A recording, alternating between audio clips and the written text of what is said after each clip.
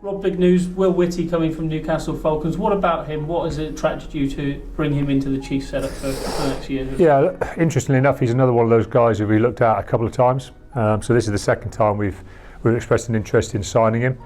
We looked at him the first couple of years ago, obviously a little bit younger player, then just starting to break into the reckoning for Falcons, and I can kind of understand all his reasons for staying. You know, he's starting to get established at a Premiership side, and sometimes taking the opportunity to play and develop through experience is very important.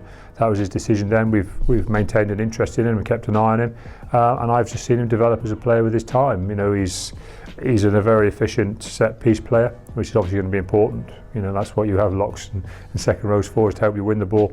And obviously his carrying game, his defensive game is pretty sound as well. And alongside, you know, him playing in a lot of important games for Falcons, we also see some improvement with him, both, you know, with time on the pitch and with some experience, and obviously with things that we think we can still work on with him. So he's one of those guys who's kind of just the right kind of signing for us.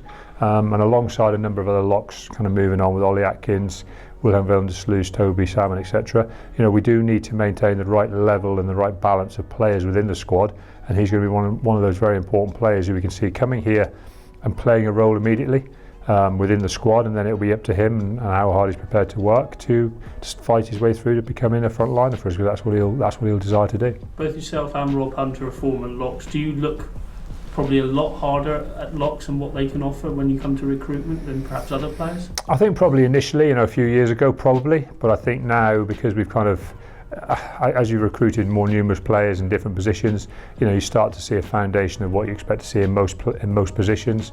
But as I said, that said, you know, when a young EQP kind of lock starts to stand out as getting some game time in the Premiership, you do keep a special eye on them, and I'll say that's what happened with Will, and we're delighted that in this kind of round of recruitment we've been able to recruit him. And at this age he looks a good fit, doesn't he? He's got, like you say, a lot of development time to come, and hopefully you can nurture that for him. That's right. I mean, his best years should be ahead of him, both physically and within the way he's going to develop.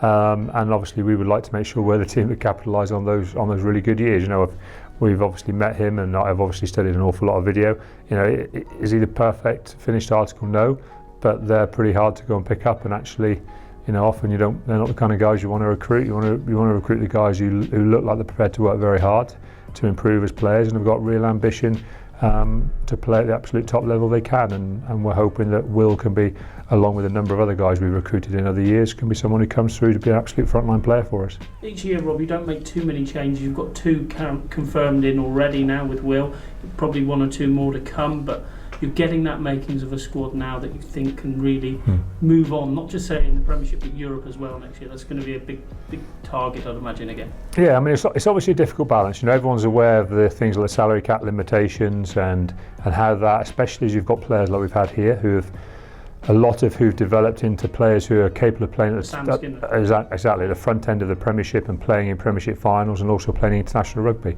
You know, their salaries don't go down, you know, and their expectations don't go down, and the way they look to be recruited by other teams, you know, that whole situation changes. So alongside balancing that, we've also got to try and maintain the quality of squad depth that we want.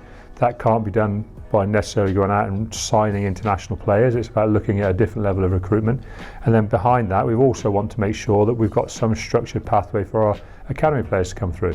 You know, and if you've got as many guys away with England and 20s as an example as we have now, you know, Marcus Street has actually been playing for us, but it's still an under 20. Alfie Petch is a tight head who's been away now because Marcus has been with us, has been with England under 20. And you've got guys like Roos Tuama, obviously Richard Capstick, Sam Maunder. You know, the kind of list goes on. And then we've had other guys who've been on the fringe of the squad in the last couple of months and also in the last couple of seasons. And we also want to make sure that, yes, as we're, you know, keeping a squad that's strong enough to be competitive now, we also want to make sure we're keeping a squad that kind of potentially has some development room for those guys as well. So it's a real jigsaw, a real balancing act. I feel really comfortable where the squad is next season, you know, and what we've got to expect and what we've got to hope is that if we get stretched in any way, that, as I said, some of those lads that we're talking about now will be even more capable of stepping up and playing frontline games than they are this year.